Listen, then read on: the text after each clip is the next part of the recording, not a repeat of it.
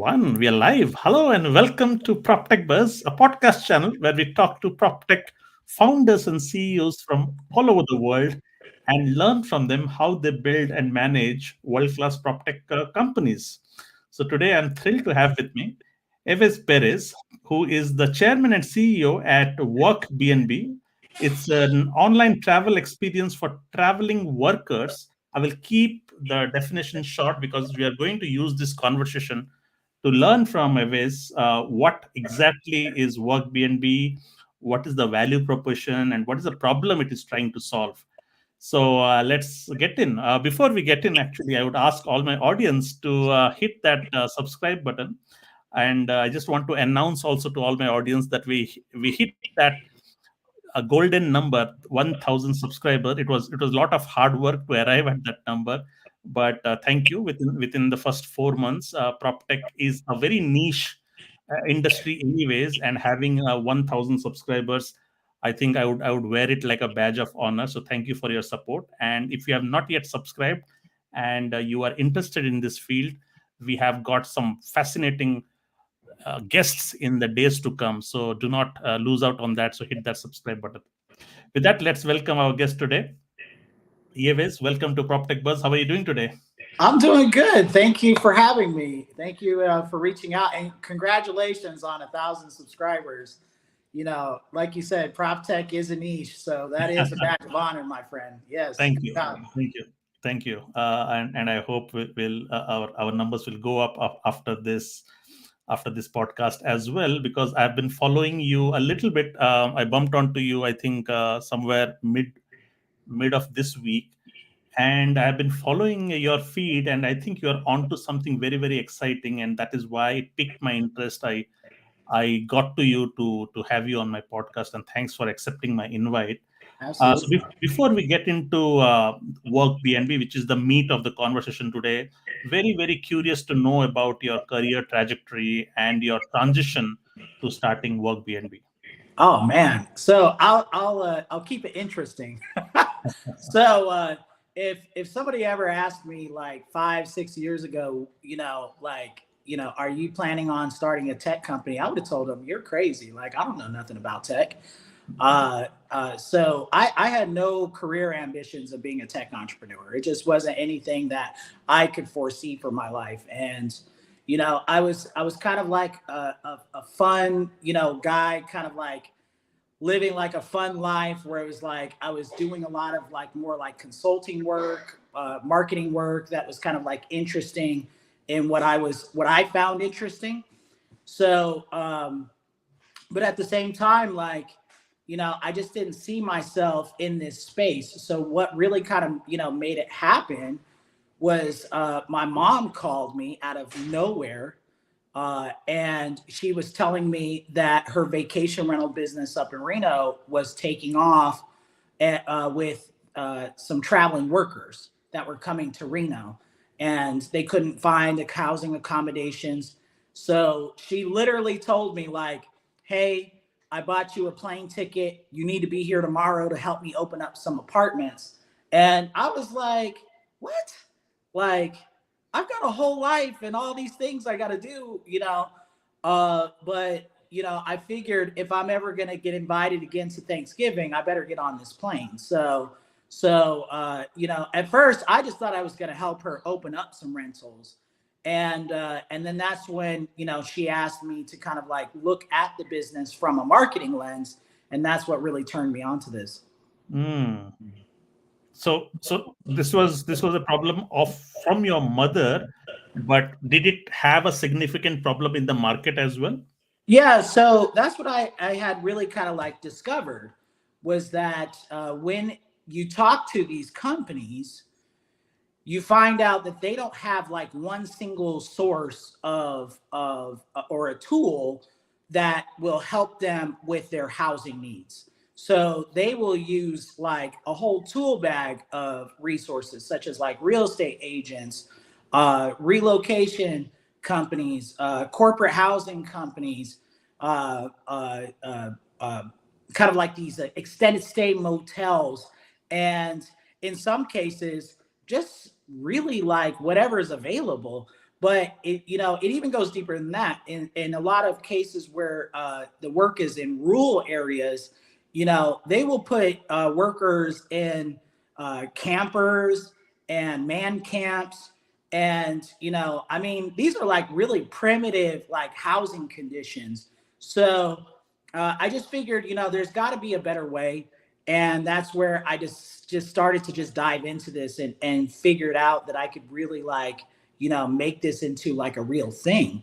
So, but the one thing that was very clear to me was that there was demand.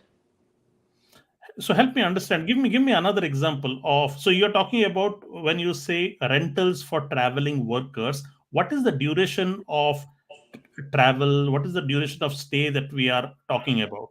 Yeah. So, you know, in the United States, I mean, we in the, and around the world, I mean, you know, we all know a lot about short-term rentals or Right. vacation rentals. It's a very Vacation. dominant focus, but when you dominate the inventory to one demographic, what you find out is that it alienates another demographic. And in the vacation rental world or short-term rental world, it is very indicative of that particular industry to take advanced bookings. So advanced holidays, events. So maybe like a big concert, a big sporting event, you'll take accept bookings like in the future. Mm, And what that does is that blocks the calendar. So if mm, a company is trying to book for 6 months, 9 months, 14 months, or some cases a couple of years, and all they get are block calendars, then they're just going to give up and say, all right, well, I can't find you decent housing. And when employers cannot find safe and decent housing, the alternative is putting these workers in hotels and motels for those longer durations. So, what's the challenge that we don't think about is that the American workforce, and you know, workers all around the world actually, um, you know, these people have to travel for work. That's their job. mm, So if they're stuck in motels and hotels consistently, all the time, you know, in some cases a year or longer, it lowers employee morale. And what we had discovered was that, especially in the construction industry, this was causing a mental health crisis. There's actually statistics that say that out of 100,000 construction workers in the United States, 43 take their lives every year, suicide. wow. So, and it's really because you're away from your family. You have to do a high performance job. You know, there's a lot of pressure of, you know, having an injury free site or an incident free site. And that means you have to walk like a very tight rope all the time. And then you go back to a little motel room that's like maybe 200 to 300 square feet, no kitchen, no washer and dryer, and you know you're eating out all the time. You're not living healthy, and it puts a lot of stress on people. So this is like a mental health crisis problem that we've been solving, not just a housing problem. So let's break down the demography here. So you mentioned about construction workers who are usually out of their homes working in a long duration, right? So Right. something 6 months to 1 year. Is that the segment you are primarily targeting, That's our or? primary segment. It's what we call like underserved. It's the most Mm, underserved segment in the travel market. And I couldn't believe it. Like when I discovered it, I was like, wait a minute. I'm seeing a pattern of every company I talk to that they don't have a product for them. And, you know, you can't go on a lot of these other products and book, you know, housing for over a year. It's not even like an option. mm, So I was like, okay, well, we're kind of like, you know, charting into new territory here. So, you know, what we had to really do was we had to understand the demographic, but we also had to understand one other thing, that it's not just the duration, it's also housing at scale. mm, Because in the field of construction, the crew that does excavating is not the crew that does framing. And that's also not the crew that does plumbing or electrical, those types of things. So they have different crews coming. And when I started to do our first bookings for these type of demographics, I was like, wait a minute, you have like 20 workers here, you have 10 workers here, 5 here, and you need them at different durations. So it's not just housing in a certain duration, but it's also housing at scale. And that's where I was like, oh, wait a minute. This can't really be solved by like one housing partner, like a Sonder or anything like that. Hello Landing, they're not going to have enough available inventory at scale for some of these projects. So that's where we, went to the idea of like, okay, well, we know that there are marketplaces out there in the vacation rental world where individual owners can list their properties and get them rented. But there's never been a product developed where multiple properties can be purchased at one time from one company. So that was kind of like the genius move that we did with Workbnb. Got it. And how did you manage inventory? Like, did you maybe you can start with your early days. Let's begin with you bumped into your mother's problem. Yeah, Then we all bump into problems, but not everybody acts on the problem. So you right. had an entrepreneurial streak within you to Yeah. act on this and turn it into a business. You said that you did not want to, you never imagined yourself to be in a tech business. So how did this problem actually push you to solve it? Like, what was the due diligence? How much research did you do that where you felt, yes, this could potentially be a career for myself? Yeah, so really kind of like how it came about was that again, my mom, was housing workers, and she said to me like, "How can we get more workers?" And I Hmm. said, "Well, let me do some research." And one of the things that I did was I looked at her previous booking history for like 2 years, Hmm. and what I didn't like about like Airbnb, for example, is that they give you no data. They don't give you any data on like why people are traveling. And they really don't like show you charts of like how long people are traveling to Got it. help you understand. So what I had to do was I had to like actually call people and email them and say, hey, you were a previous guest at this time. You know, I'm just, doing a little survey. Can you please tell me why you were traveling to Reno? Got it. And whatever their answer was, I put it in a bucket, but I also put their durations in separate buckets. And what I Hmm. found out were that stays that were over 2 weeks were majority of them were workforce related. And then Hmm. when I was done with my analysis, I found out that 65% of her previous bookings were all workforce related. And she didn't even know it. So I was like, okay, well, there's this term in the industry called workforce housing. So Hmm. my marketing brain kind of turned on and I said, Mom, I think what we got to do is we got to stop calling your rentals vacation rentals and let's call them workforce rentals. And Hmm. once we made that vernacular change, guess what happened? The phone started ringing off the hook, where it was like we had companies starting to call us up like pizza and say, hey, we need 7 3-bedrooms and 2 1-bedrooms. Can you fulfill that for us? So that entrepreneurial spirit kicked in where it was like, hey, we don't have that inventory, but if you're willing to pay us to set it up for you, we will actually like go and procure the spaces and set them up, and then you can move in a couple of weeks. Right. And that's what really kind of kicked it off. But once we kind of like grew to like 45 rentals, like almost overnight, like I was like, okay, like this is becoming a lot to manage. And I don't know if I want to be doing this, where it's like I'm traveling to California to open up rentals and I'm traveling because these companies are big and they're doing projects all over the place. So it really just kind of like became like a thing where it was like, okay, a hunch turns into another hunch that turns into another hunch.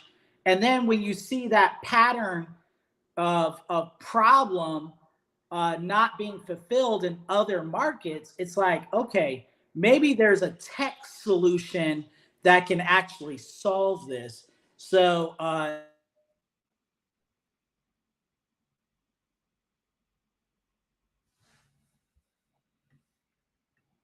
Yevez, I lost you. okay, hey, Hey, you're back. okay, I lost you for a bit. Uh, okay. just, just curious. I I can imagine this is not your first entrepreneurial gig. I mean, it could be a first registered company, but looking at somebody who is acting on a potential idea or an opportunity, I'm sure you have done little bit of things in your past which now uh, transformed into a real business.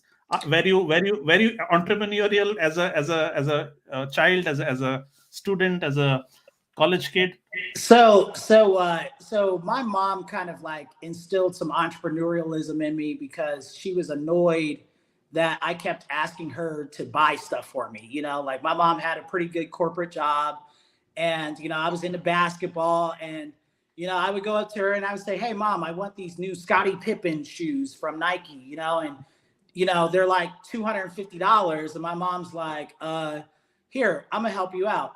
And at first, I thought she was going to go to her wallet and get the 250 for me. And she came back with a bucket of soap and some rags, and she said, "Go wash the neighbors' cars."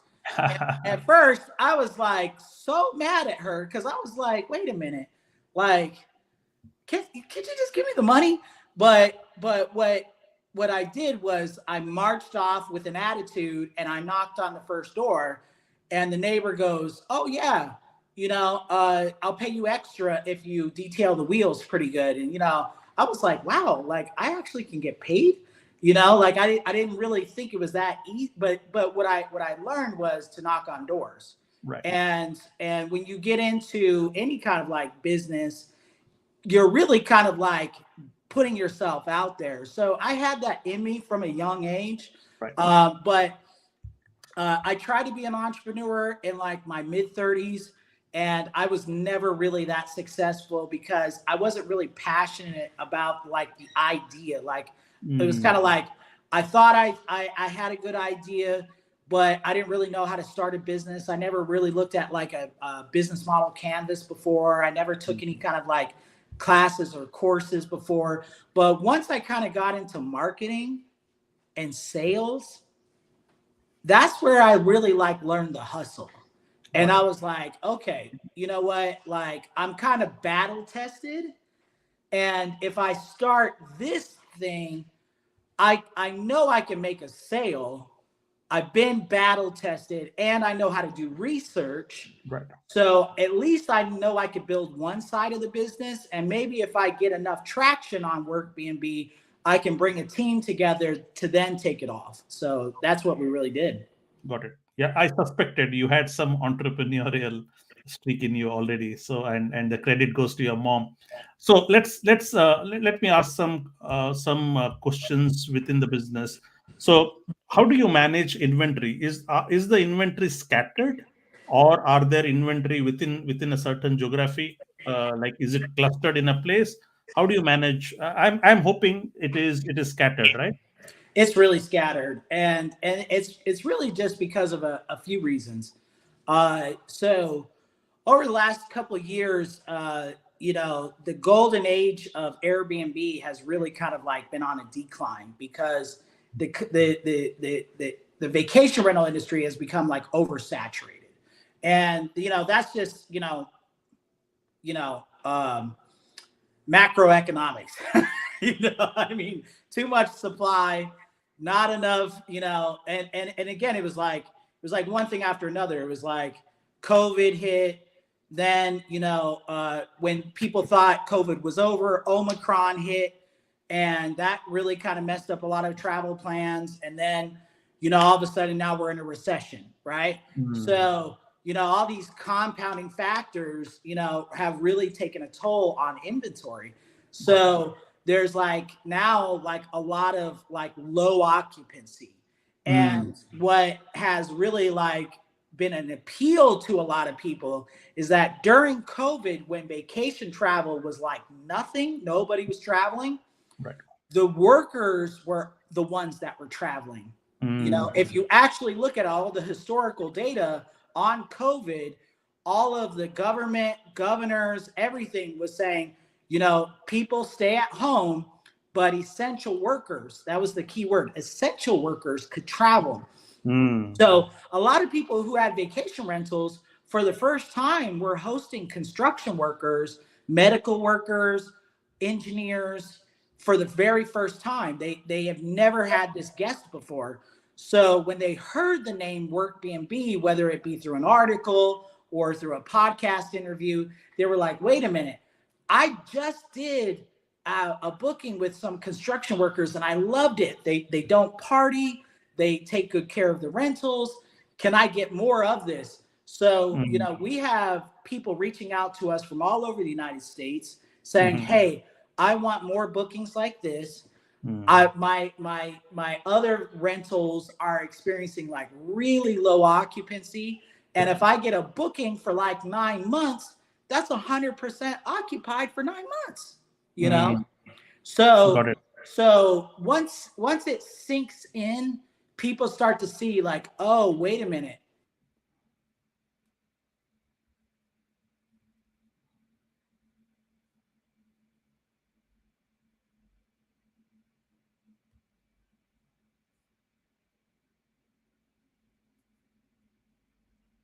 Yevez?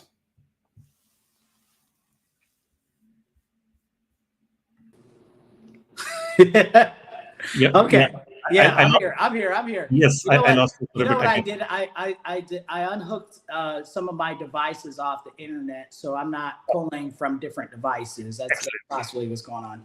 But anyway, so you know, I was just saying is that it was like my power play breaking into the industry, which is like, okay, you have a different niche, you have a different style of doing things, but also, you know, you have longer durations, which means more occupancy. And, you know, that's very appealing to real estate investors and Got it. rental owners. Got it. But I got to tell you what really kind of like, you know, got us started as far as like traction was a global travel news platform called skift.com. I don't know if you ever heard of Skift. Yeah, I've heard of it. Yeah, Yes. Skift reached out to us in the very early days. We started the company in April 2021, and it was like January 2022, and this was before we even like were finished with our demo app.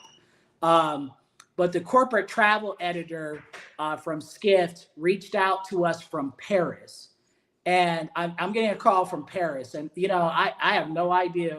I was like, I don't know anybody in Paris. Like, who's calling from Paris? And it's the corporate travel editor, Matthew Parsons, and he says, why am I hearing about Workbnb in Europe? Like, who are you? And why am I hearing about you? And I said, I don't know. I said, I'm building in my bedroom in Reno.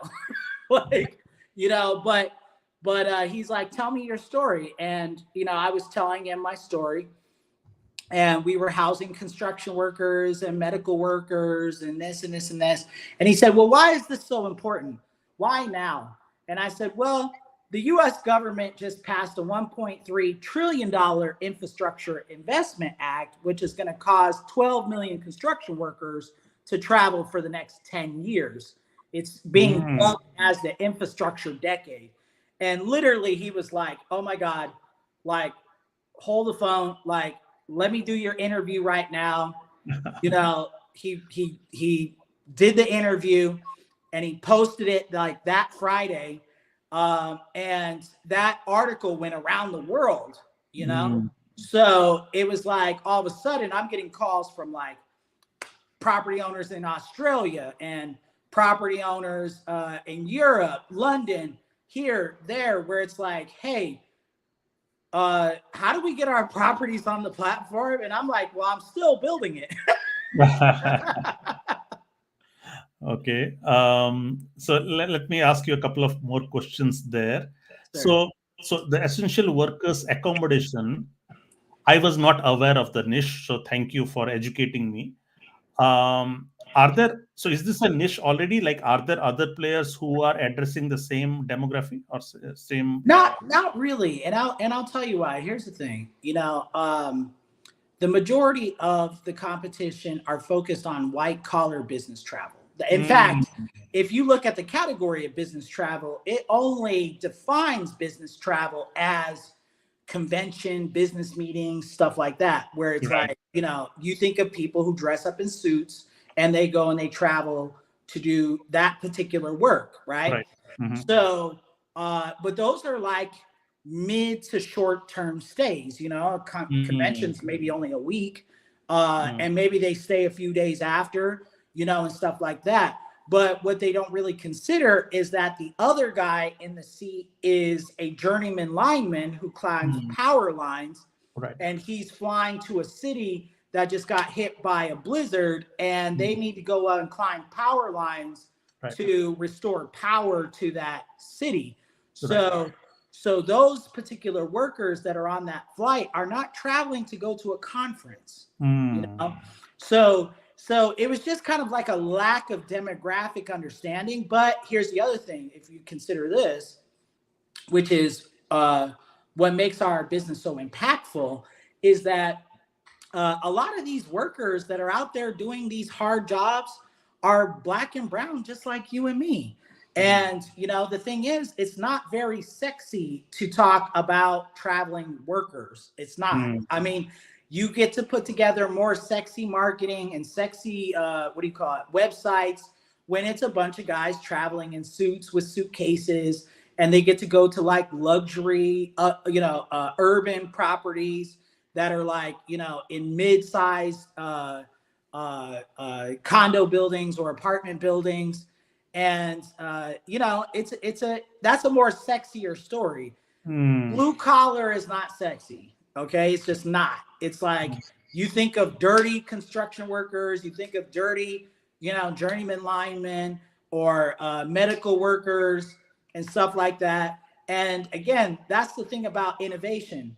Innovation is always looking to find a target demographic that is looking for something better, right? got it. Yeah. So all the other players focused on this other thing Mm, and they made it a thing. And trust me, like you see the size of their businesses, they're huge. Booking.com, Expedia, yeah. trips.com. Yeah. I can go on and on and on, right? Like they have made it a big business to focus on white collar business travel. So Right. good for them. Good for them. It's Right. good. But it's good for me because it's like, hey, you're not focused on this. You don't understand this. And I'm already 50 steps ahead. So even if they try to break in, they're going to have to like take, market share from me. Got it. And, the thing about this is there's a secret sauce to this. It's called founder market fit. Yes, If that's the right. founder has a great message, great storytelling, great connection to their demographic, and Mm, you provide a really great value proposition, mm, 9 times out of 10, they're going to have more customer loyalty to the company that was founded for this purpose, nice. rather than another voice just coming up with like a cheap solution that doesn't do a great job. So Well, thank you. This is very powerful. You're solving. It's an impactful business. You're solving a social problem as well here. What was the status quo before? Uh, because this is unorganized, right? So, what was the status quo? What kind of living facilities did these workers receive before, when players like you were not there? yeah, so it was like a hodgepodge of things. I mean, that's the problem is that, when you think of like most travelers, they travel to you know cities that have what they need. And it's pretty consistent between cities. So if you're a traveler on Airbnb, you can find Airbnbs that are very similar, wherever you go, right? Or if you're staying at Sonder, you can find, similar places and similar experiences where you go. Whereas like, these individuals that travel for work, at one city, they're staying in a nice apartment through a corporate housing provider. But then in another city, there's only like 12,000 residents, and there's only a roadside motel. So in the next project, you're going to there's not even a motel. There's not even they have to rent trailers, and you're staying in a camper. So there's like a lot of inconsistency where these workers go. So that's where we found the problem, was that it was putting so much stress on them to have a great experience than a bad experience, and then another bad experience. And after about 3 or 4 different bad experiences, the industry was noticing that people were quitting their job. And they were saying, listen, like, I love the money that I'm getting paid. I love that I have a lot of work, but this is putting a lot of stress on me, my heart, my family, my mental well-being. I'm going to quit, and I'm going to go to another company that's going to put me in only nice housing. So, it's a challenge. And the industry, especially construction in the United States, is at a 2 million worker deficit. What that means is that with all these construction projects, they need to hire 2 million more workers to complete these projects. And the industry is trying to figure out how to do that. It's, we always call it, you can Google it, it's a labor shortage. But that labor shortage is fueled by 2 things.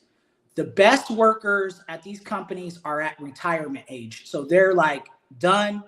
They're hanging it up, and they're retiring. And there's not enough young people coming in to replace them. So the industry is in trouble. And Workbnb is looked at as a solution to that, because it's like, hey, if I can incentivize these young people that when they come and work for my company, that they're going to stay in nice accommodations wherever they go, then it's like an incentive to them, and it's being leveraged as a recruiting tool, which is pretty cool. Nice. So help me understand. Do they also, you mentioned about blue collar jobs. Do they also have to bear the consequence of constrained staying budgets, unlike white collar jobs? Like, do they have a budget which is limited? Well, both have budgets. I mean, both do have budgets, but it just really depends on what kind of information do they get when they go to bid for a project, and then what are they willing to spend when it comes to really housing at scale. So sometimes it's a moral thing within a company. So some companies just really don't treat their employees that great. Well, guess what? They're going to quit. So at some point, that company is going to get in, a lot of trouble, because it's like, like they have a bad reputation, there's a lot of turnover. And at some point, management gets fired or replaced or whatever. And then they start to figure out tools and incentives to incentivize these workers, right? But other companies are more forward thinking, where they're, building great company culture, and they're really, thinking about their workforce. So what they tend to do is they increase their budgets to make these type of things possible. But, again, we are an early stage company, and an early stage company means you're figuring it out, right? Like, you're testing it out. You're making sure that it's consistent across not only the United States, but around the world. And as we get ready to get to that point, we're going to learn a lot about budgets and things like that. But I got to tell you, the traction right now is crazy. Right. I can imagine you're solving a pain point which I was not aware. You're so right. We are colored by the Airbnb stories, the stories of the white collar, but you just opened up this new world which I was not aware of. I mean, I come from Asian countries. I've stayed in Dubai, and I've stayed in these places, and I see that they really live in miserable conditions, because many of this workforce are brought in from some of the third world countries for bigger projects. They live there for years for big projects, and they live in inhuman conditions. Is that what I Right. have seen? I do not know how it is in US. I'm sure US has better living conditions, better house. It's it's it's rough. I mean, again, like if you go into like more rural areas of the country, it's going to be rough, Mm, and it's going to. I mean, I've seen some very terrible conditions. I've seen trailers that had just a bunch of bunk beds, yes, some hot plates on the floor, and coffee pots on the floor. They gotta use the toilet outside in the that's right. outhouse, and they have a mobile shower. Like Right. these are really tough conditions, and it's we're in a new century. Like, wait a minute, you mean like we haven't figured this out? No, we have not. So that's our burden. We put it on ourselves to figure it out because again, we discovered it, we nurtured it, we took the time. I mean, we're 2 years into this business, Got it. Yeah. and when you get ready to launch a beta version of an app, you want to do as much client validation as possible, Right. but you have to go out in the field, you have to go out and meet these guys, you have to see what they're working with. So we really did all that work. And plus we also went across the country too. We didn't stay in Mhm. Reno. We went to Florida, we went to Texas, we went to Tulsa, Oklahoma. Shout out to Tulsa. Mhm. We're down here in Las Vegas right now where they're having a huge construction boom. And we really identified a lot of problems that we can Mm, solve. But it's still gonna be a challenge over the next 10, 20 years mm, that we get the inventory to pivot. That's the key mm, word, pivot, where it's like, okay, you had a great run as a vacation rental operator or even a long-term landlord, where it's mm, like you're only renting out to individuals and you want to pivot that property to workforce. mm. Here's a better demographic for you where you're not getting paid by an individual, you're getting paid by a company. Company, exactly. This is the key. Excellent. So, what's your so help me understand. So, there is a project. In that project, say you have 200 construction workers that are required. Okay, and then you are offering residential solutions to them, which are scattered. So that means they are not living together. They may be living individually in different Right. Mm-hmm. in different apartments or flats that are scattered. And then do they all come to the location, to the site, all by themselves, or is there any commute arranged for them? How does it work? I just wanted to understand a little bit on how does the commute and how does Yeah. the people Yeah. So the old ways of doing it was a lot of coordination, a lot of securing different, locations for workers to stay. So the worker would never really like have a say on where Hmm, they're gonna stay. Like they just don't have the option to say, oh, I don't want that. Like it's like they would get their housing assignment and said, here's your hotel room, go check here. And they show up and it's a dirty roadside motel. And they're just like, okay, I guess I got to make it work, hmm, but with our particular technology, we did something pretty crazy. So hmm. I don't know if you've ever heard of a pretty famous investor. His name is Peter Thiel. Have you ever heard of Peter Of, Thiel? of Yeah. course. So Peter wrote a book called Zero to One, and in Yes. his book he talks about the contrarian truth, and he Hmm, talks about like how the next innovative company in a particular space is no longer nothing like its predecessor. hmm. It doesn't copy them at all. Got it. And what I really liked about that concept was that it challenged me to build our technology. And again, remember, I'm not a tech guy, Hmm, but not being a tech guy was actually like a blessing, because what I did was I didn't like cheat to like get something out fast. What I did hmm, was I did something slow, which was do a lot of research. And what I discovered was that when the company is trying to find housing and they go to a booking platform to even look at what's available, they have this search bar at every product. Every product has the search bar. Right. What city, what state, check in, check out, and how many people. Right. Well, if you're booking for like 30, 50 people, that means you got to do one.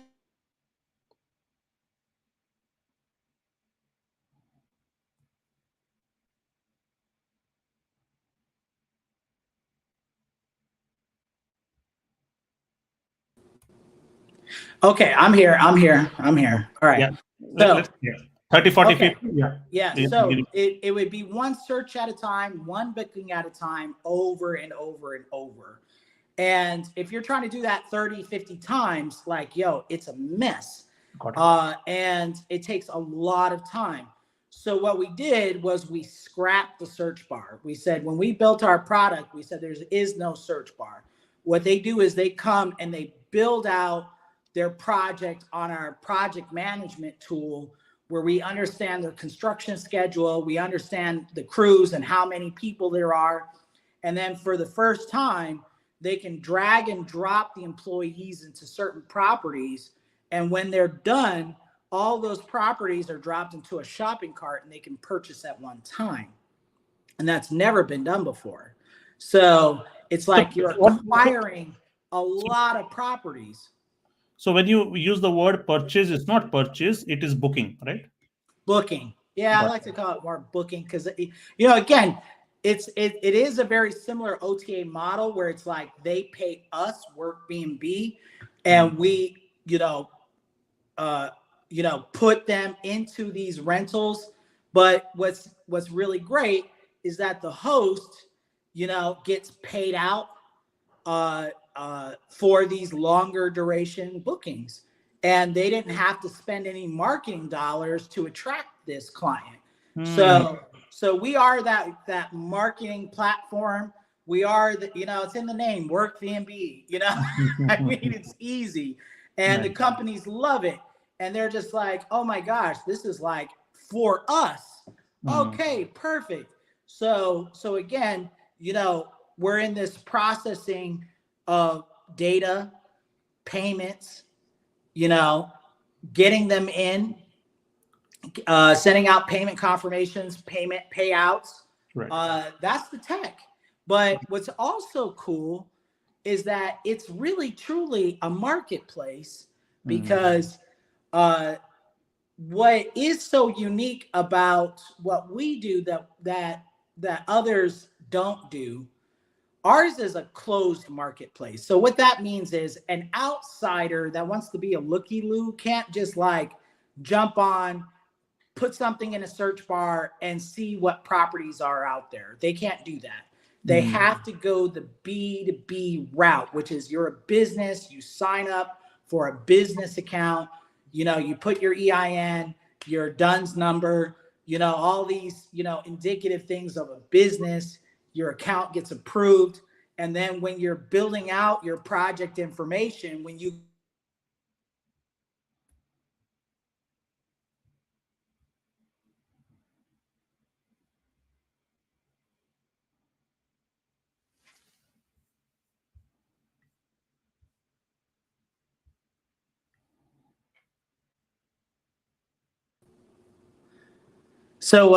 I apologize. This never really happens to me. No worries.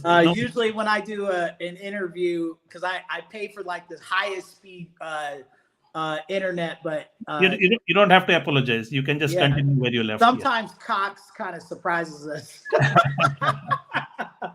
But anyway, all I was just trying to say is that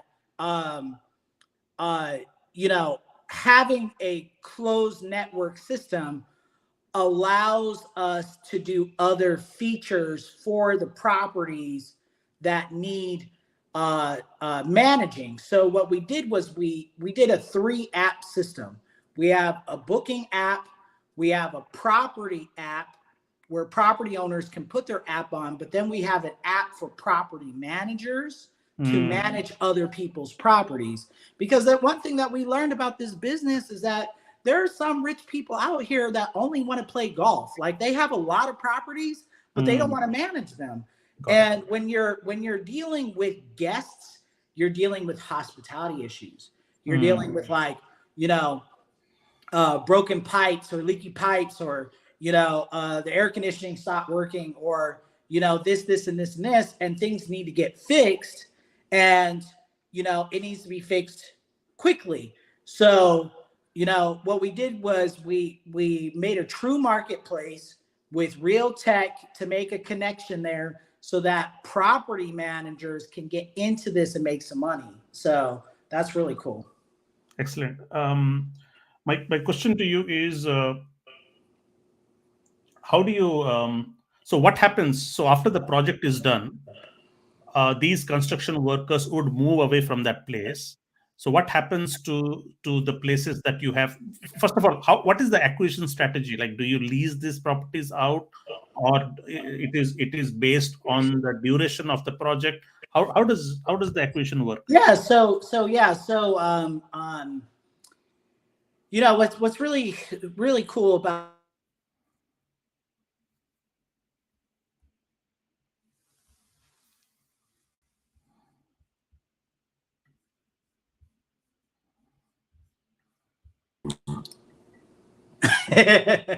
okay. Yeah. All right. Let's At begin least, again. at, Yes. at least it doesn't happen like for a long period of time. No, Okay. no worries. So Yevez, what we'll do is we'll edit these hiccups out, okay, so that the final product is neat. Okay. Okay, cool. So here's the cool thing is that our acquisition strategy is very similar to the short-term rental booking platforms, where it's like, again, it's other people's properties. Okay.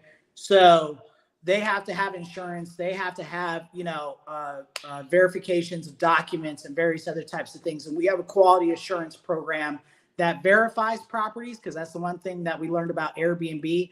If you don't verify properties, you're going to have fake listings, and businesses don't have time to get scammed. So we go like a little bit of a slower route on onboarding properties. But what we do is, when we do connect a booking, it does come with a corporate rental agreement, because the client wants a contract, and so does the operator. They don't like virtual handshakes anymore with like terms of services agreements. So that's a little bit of innovation on our side. But as far as your other question, as what happens when they check out? Well, guess what? Construction is forever, because there's something called redevelopment. And that's where it's like this constant, like something is old, aging. And when they're done with this, they're on to this, and then they're on to that, and they're over here. So, and I'm pretty sure you've seen it around the world, where there's also natural disasters, right? And what do we do as humans? We rebuild. Even though like some flood just took out everything in sight, all of a sudden we go, well, let's just go and rebuild, right? Or a hurricane, or a typhoon, tsunami, whatever. Like, humans will keep rebuilding. So these workers are, traveling forever. Got it. So even as like Elon is getting ready to take everybody to space, well, guess what? There's probably going to be some Workbnbs in space. Cool. So let's talk about your what stage of growth are you in? You said that the work is crazy, the demand is crazy, so all good news at your end. But still, give us a sense of the size of the size of the company today, and then we talk about your future plans as well. Yeah, so we're in the pre-seed stage, which is kind of like not a fun place to be. It's not fun. I don't recommend, anybody who really wants to get into this to stay in the pre-seed stage long, because it's hard out here. You're knocking on doors. You're asking for people to believe in you, believe in your vision, and you don't have a lot to offer right away. Like, so you're in this constant like chicken and egg situation. Especially in a marketplace, it's like, well, what do you get first? Do you get the clients first, or do you get the supply first? And it's like, the real answer is you do both. Okay. You do both. So you're all over the place, and you're raising money, which is where we're at. We're in the middle of a pre-seed round. But the cool thing is we were picked up by Techstars. And a lot of people say, well, why didn't you go to YC?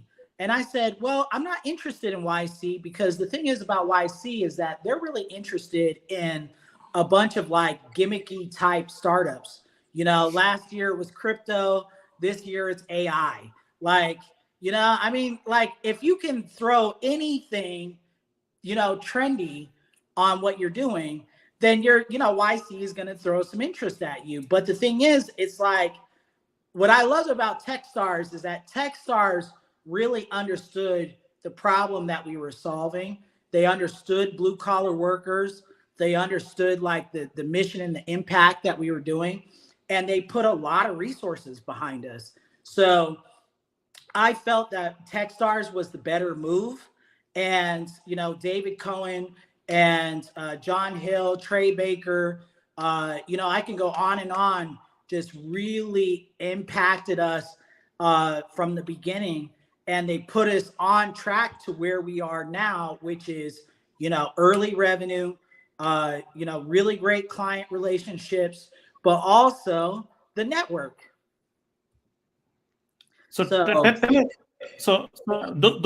those of us, including me, who are not aware of Techstars, why don't you share a little bit more about them? Because you wear your Techstar association also like a badge of honor. You mentioned it right on your LinkedIn I profile. sure do.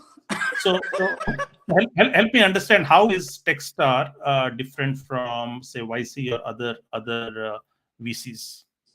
So I mean, you know, I've never been to YC. I don't know what YC is like, but what I don't like is that you have to go to the Bay Area, and a lot of the founders are actually living out in like campers out on the street. Like they don't have anywhere to stay. So it's like, you know, why would I want to go to an institution that is actually perpetuating the housing problem that I'm actually fixing? You know what I mean? Like that was one thing that I didn't like. And then the other thing that I didn't like was just how it's so competitive. It's like you're 200 something founders in one program. You're trying to fight for resources. You're trying to fight for funding. And it's like a popularity contest. And I didn't like that. I just don't, you know, like, I'm already a popular guy. Like I don't need to go and fight for more popularity.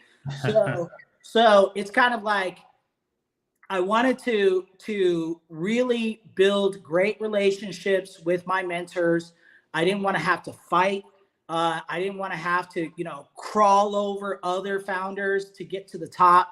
And one thing that I loved about Techstars, you know, it's the largest pre-seed investor in the world. They were also just ranked the largest seed investor in the world. So they're taking like real bets on us. And not only are they giving us capital, which is cool. I mean, you know, shout out to getting your, you know, those first checks, but you know, you're getting a lot of extra attention on your weak spots. And I had weak spots coming in as a first-time founder, and they didn't, you know, discount me. They treated me as a tech founder. They put me into the right pathways to get to the next level. And right now, I feel like a tech superstar. And, you know, like when you see that I keep rolling out like new updates, you will literally say like, yo, Techstars got this guy to the NFL. Nice. So you see Techstars have a different philosophy towards investing than some of the other popular ones. Yeah, absolutely. I look at like YC and Techstars like Harvard and Yale. It's like, yeah, you go to Yale, but I went to Harvard and I like Harvard, you know, so I'm aware, you know, my swag, I'm going to promote, I'm going to tell founders, hey, listen, this is what Techstars did for me. They have a philosophy called give first.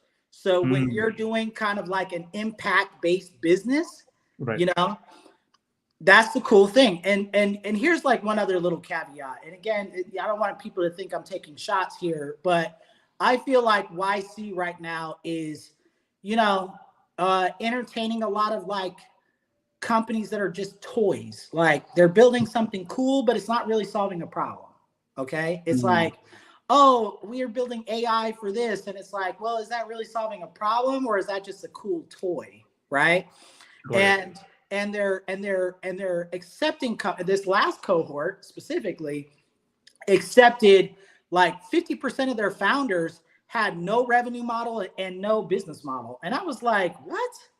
Like, how are they going to be successful coming out of YC if they don't really have like any like real like, you know, unit economics, you know, metrics, things that really help you out here in the wild, you know, because the world is actually pretty mean. Okay. They're not, especially in B2B, they're not going to give you a second chance, you know, if you mess up. So I felt like Techstars prepared us more for the wild.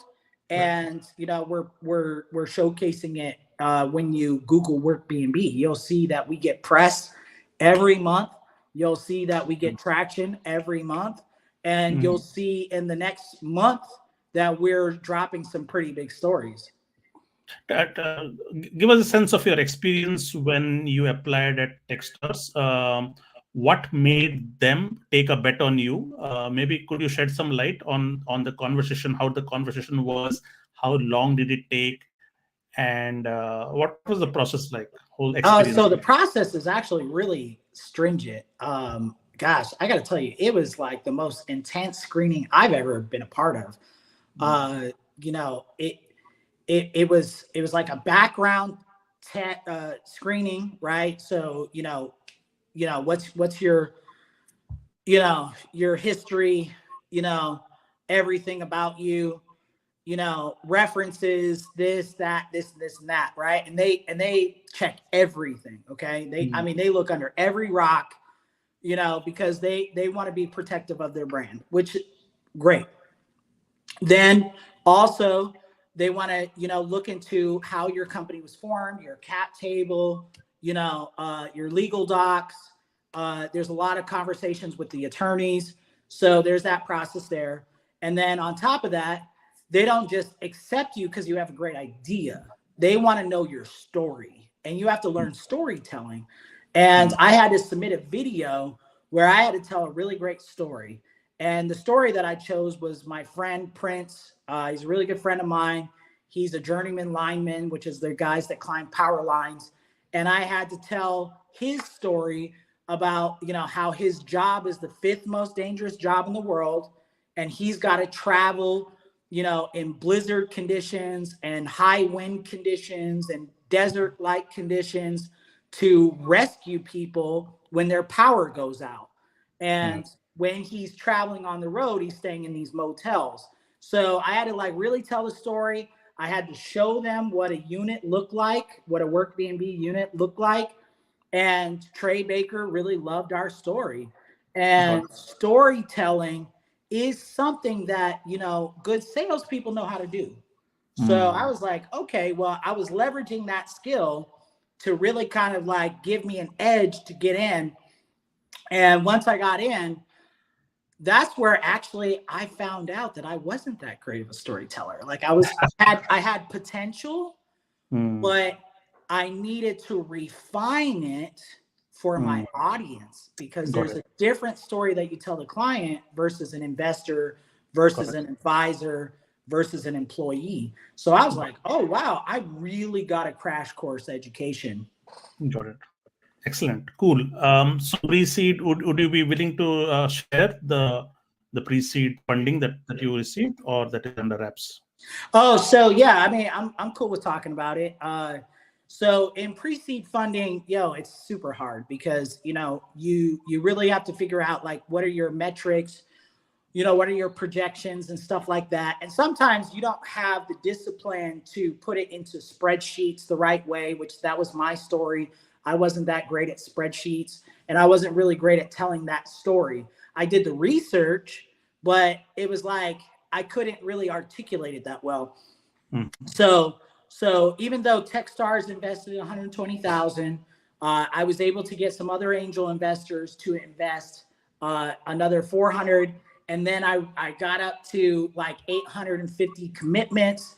And now I'm on this track of actually having like a really great pre-seed raise where I'm raising 3 million at a 30 million valuation cap.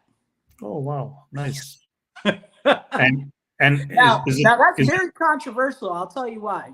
I'll tell you why it's controversial. One, I'm a Black founder. Two, mm, I have tech pedigree. Three, it's not like I'm a 4-time founder with 2 successful exits, or I'm not ex Uber, I'm not ex Google. You know what I mean? I'm not ex Twitter. Like, I don't have that on my resume, right? mm, But we had a lot of early believers come in, especially construction companies, that said, hey, we want your services, even though the app is still in development. So I was mm. actually able to do bookings on spreadsheets, just like Wow. making the connection. So once I kind of displayed validation, and generated revenue pre-product, that really gave me the confidence to say, okay, you know what? I'm going to do a different financing strategy. I'm not really going to go the VC route. Mm, Angel investors are more interesting to me at this stage because, got it. one, they see that I work hard at what I do. They value me as a founder. They value my goals as a human being, that I want more equity in my company. I don't want to sell a bunch of equity off just to get $1 million. And they ask me, like, what are your plans? What do you want to do with your life? And I say, I want to take this thing public. I want to see, I don't know if you can see my tattoo here. Like, I don't want to sell. I don't want to just exit and ride off into the sunset. I actually want to take this thing IPO and go on the New York Stock Exchange and ring the bell. So, I kind of see myself as like a Black Steve Jobs in the making, where it's just like, I want to take this thing big time. I want to take it international. And, I want to pass down my equity and everything that I've worked for to future generations. And that's a big thing for us Black founders. We have been so far behind when it comes to creating generational wealth for ourselves. Mm, And, over, a very long time, yes, we have learned to acquire, valuable things. We've learned to acquire real estate. We've learned to acquire cars, planes, this, that. But we don't own a lot of tech companies, and we don't own a lot of interest in tech companies. got it. So, this is like the next frontier of creating Black generational wealth. And when I communicate that to our investors, they pause for a minute. They're like, wow, that valuation is kind of high, but then again, they look at the numbers and they go, well, okay, yeah, let me write you a check. But 3 million in angel round is quite a big Yeah. success, because It's hard. Whoa, whew, it's so hard. Because you so got to talk to a lot of angels. got it. So angels as in individuals, or angel operating a body, like a bunch of So some are syndicates, and syndicates will kind of like combine, and they'll do like an SPV and stuff like that. Yes. That's cool. Yes. I'm cool with that. But there are individual angels, and this is what I love. Some of our clients, the construction executives, were some of the angels. My very first client, the executive at Ames Construction, very first client, he wrote a check. And, we're talking to a new construction company that's coming on board. And the construction executive is like, hey, are you accepting investment? And I'm like, yeah. Oh, I'm thinking about investing 100,000. Okay, let's talk. So, I'm very excited because, we're doing something that's really outside of the box. There's a lot of tech companies that would never ask their clients to write a check. Interesting. Interesting. So what will you be doing with this 3 million? Where is it going to So be? it goes into product development because, again, when you're building like 3 apps, it's Hmm. really like 6 apps. It's like you have 3 apps for the iPhone and 3 apps for the Android. Got it. Got it. Is it so, so mobile only, or do you? so that's our main strategy. Yeah, because, again, these workers are traveling. People are Hmm. out there in the field, Right. and it's very expensive to have like web-based product and mobile product, Hmm. at a very early stage. Right. So, web-based product isn't what it used to be. There's a lot of like what I call like oversaturation of features in a lot of web-based products. Right. Uh, Huge dashboards that are confusing and people don't know what they're doing, and then Right. they have a bad experience. Whereas if you kind of like narrow it down to just certain core functions, Right. you know, you can have a native application that's high performance and great experience end to end. Yeah. And then you get a lot of people who love you. So, Hmm. that's the play. We're running the playbook. Excellent. You mentioned about being a black founder, and since I'm brown and most of my listeners are not black, help us sensitize to the challenges that a black founder faces. Are there challenges? How big are the challenges? What are the challenges? Could you sensitize us, please? Yeah, so there. I mean, there's a number of challenges, but I'm going to talk about just a few specifically. One is there's a lot of gatekeepers in tech in the United States. They want certain founders to get a lot of resources very easily.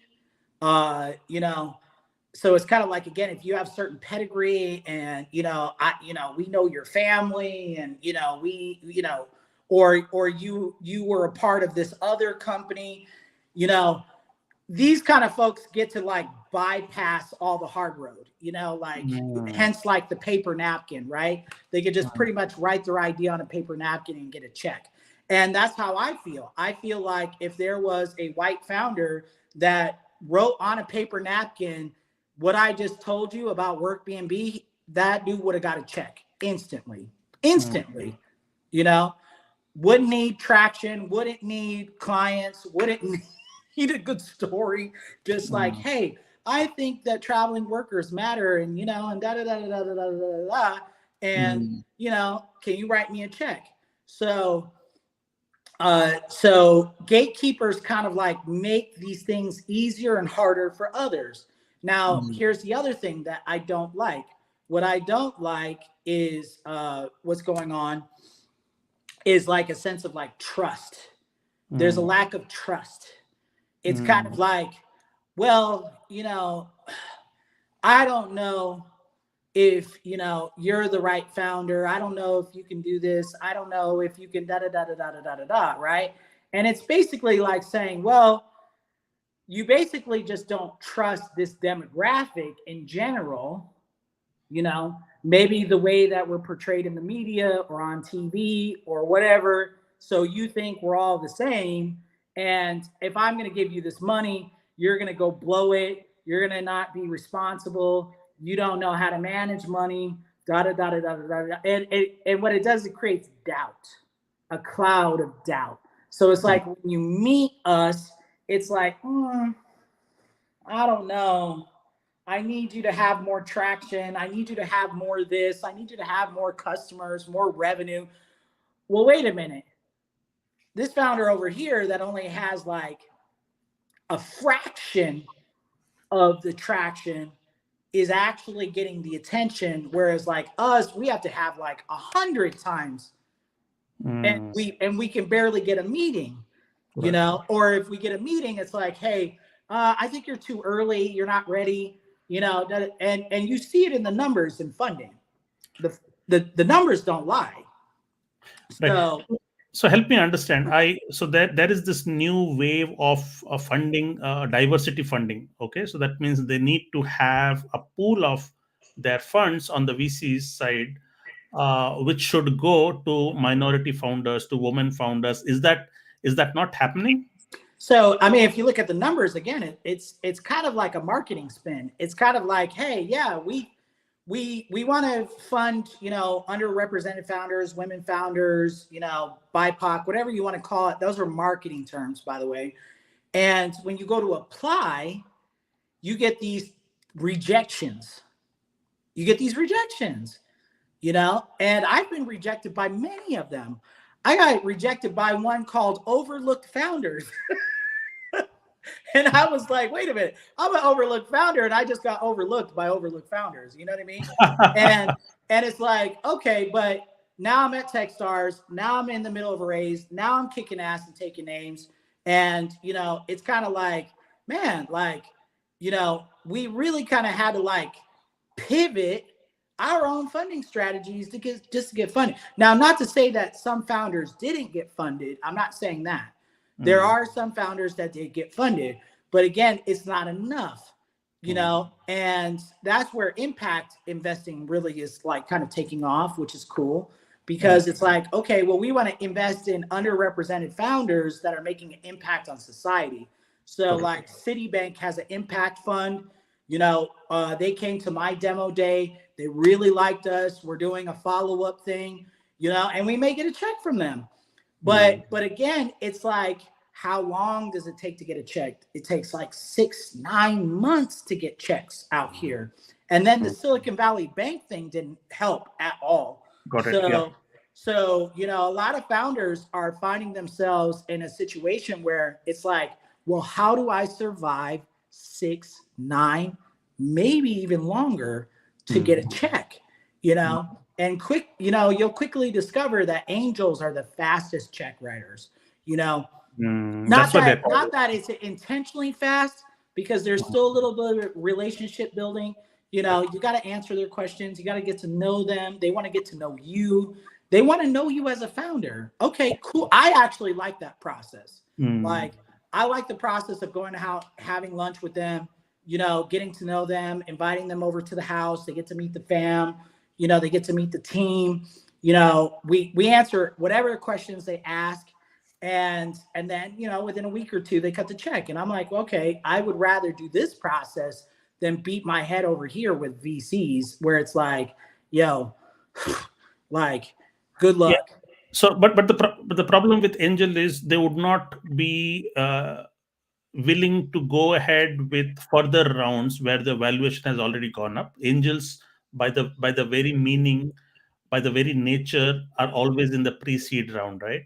So they're typically pre-seed or seed, and yes, they typically want your valuation low. Yeah. But the thing is, they will make exceptions. Okay. If they really get a sense of your scalability, they'll be like, wait a minute, you're onto something here. Let me think about it, and that's all you can hope for anyway, is, hey, listen, think about it. Just think about it. Let me know if you're interested, because I got to tell you, one of the most famous angel stories on planet Earth is Gary Vee and Uber.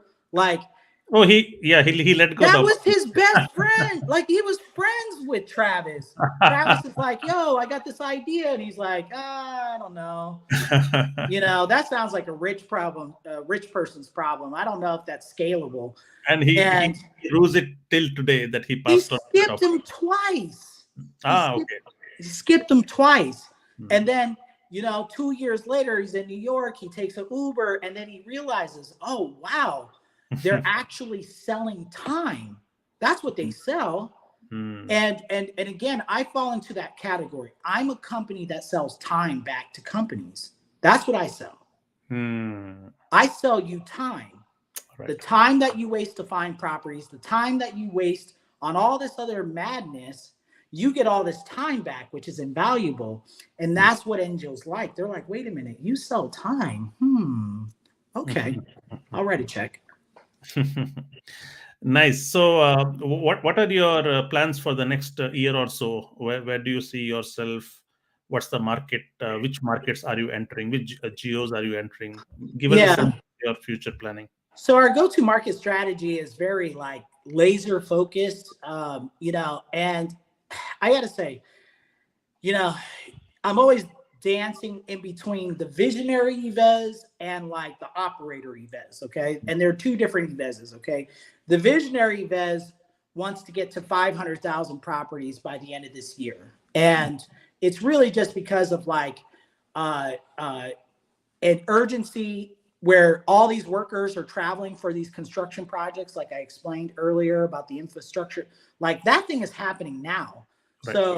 So it's kind of like there's this urgency, and the more that I get the urgency out, like the more people are responding. So I have huge ambitions on the visionary side, but on the operator side, if I get to if I get to 10,000 properties by the end of next year, you know, we're on track to generate 26 million. And it's like, okay, like that's actually doable in a more conservative operator, CEO battle, wartime CEO, where it's like, you make sure your operating expenses are low, you're laser focused on your go-to market.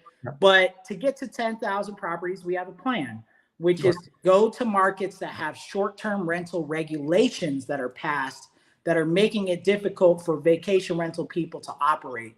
So in markets like Las Vegas, New York City, Philadelphia, Atlanta, these regulations have already passed.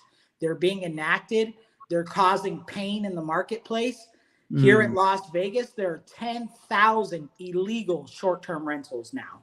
And the only way that they can operate outside of the new regulation is they have to rent their properties more than 31 days. Well, guess what? That's not a vacation.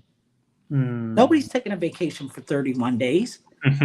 That's workforce travel. Yeah. So people will find out loopholes to It's subvert. a loophole in the marketplace Got it. where our platform is best suited to find you a renter, and you're getting paid by a company, right? Nice. They're here for a project. They're going to take your property, so again, you're not in trouble with the local regulators, right? So that's the fastest way to get to units. But by the way, do you incur any capex cost while you are on acquiring spree on scale? Like, is there any capex cost associated for which you need to have some? Oh yeah, I mean, there's costs that always go into market. I mean, you have your first early marketing tests. You have your, like you're being, again, I'm in sales. That's where I came from. I came from marketing and sales, so I'm battle tested. And what you have to learn is balance, process, testing, A/B testing, where it's like you're going to make sure that your messaging is right. We have one of our first commercials out. So if you go to like our YouTube channel for Workbnb, you'll see some of our early messaging. And it's acquiring customers, but then that's how you get to your customer acquisition costs, right? And you need to analyze that over 2 years to really understand, like, okay, this is what it's costing us to acquire these customers. And then you do a future funding round to get to the next scale part. No, right? so I did not mean acquisition cost in terms of marketing. I meant, do you spend anything on, say, giving advance for the assets or interiors for the assets, buying furniture and stuff like that? So do you No, spend? that's for them to handle. That's the cool thing about the marketplace is that there's a lot of rental operators that really made this like their life's business. Like they're out there with like a bunch of properties in different states, and they have put all the upfront costs into furnishing the units and stuff like that. So what we're just doing is we're doing the marketing work where we just get them the client. Got it. I think that's a great business model. Cool, excellent. Well, Yevez, this is spectacular. I thought I completely enjoyed this conversation. Lots to learn from this conversation, and I'm gonna share clippings which I think are going to go viral, especially when you compare tech stars with the Y combinators of people would love to hear those opinions. So I guess we'll get a lot of eyeballs from what you shared today. It's just, here we go. Excellent. With that, thank you again, Yevez, and we will. I particularly will have a keen eye on where you see yourself, and all the best for your future. And see you again. Yeah, absolutely. Hey, listen, we're going to have a spectacular year, and there's some big things that are dropping. I would love to have a follow up with you if you're open to that. Sure, we'll do Because that. the thing is, like, I'm a very aggressive person, and you know, these big things that we're dropping here soon, are kind of like, known around the world. So it's kind of like one of those things where it's like, hey, we could show you some progress, we can show you some things, Excellent. and really just kind of like update you on like our progress, like I said. Excellent. We'll do that. So PropTechBuzz is exactly that space where we keep in touch with all the founders that we interview, and we keep updating to the community. Our community is also going to grow much bigger in the days to come. So very very curious to see your journey. Thank you so much again for being here with us. Thank you. Appreciate you. See you around. Bye bye.